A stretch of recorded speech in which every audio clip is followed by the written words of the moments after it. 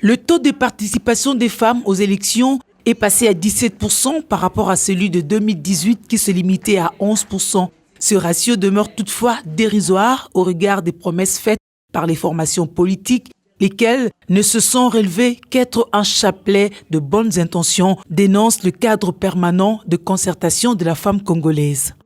La publication des listes provisoires des candidats à la députation nationale traduit une discrimination criante à l'égard des femmes,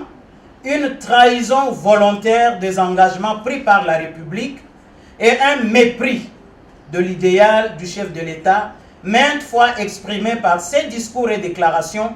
tant au pays qu'à l'étranger. Des mesquineries masculines dénoncées par des femmes, voilà qui délégitime l'image extérieure congolaise qui se prive de moyens de mettre en valeur un narratif plus attractif à travers une représentation plus remarquable des femmes dans les instances de prise de décision. Aux responsables des partis et formations politiques, à la population en général et aux femmes électrices en particulier, aux jeunes électeurs, CAFCO recommande de corriger leurs erreurs en revoyant la composition de leur liste pour qu'il y ait cette fois-ci autant d'hommes que de femmes, soit 50-50 aux élections provinciales et locales.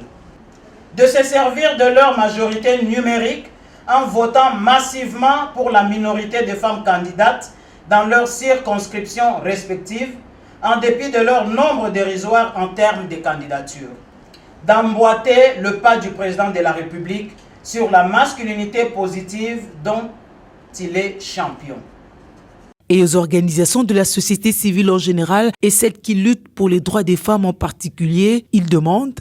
de sensibiliser et mobiliser le plus grand nombre d'électeurs et électrices pour les amener à découvrir la nécessité d'accorder leur suffrage aux femmes dynamiques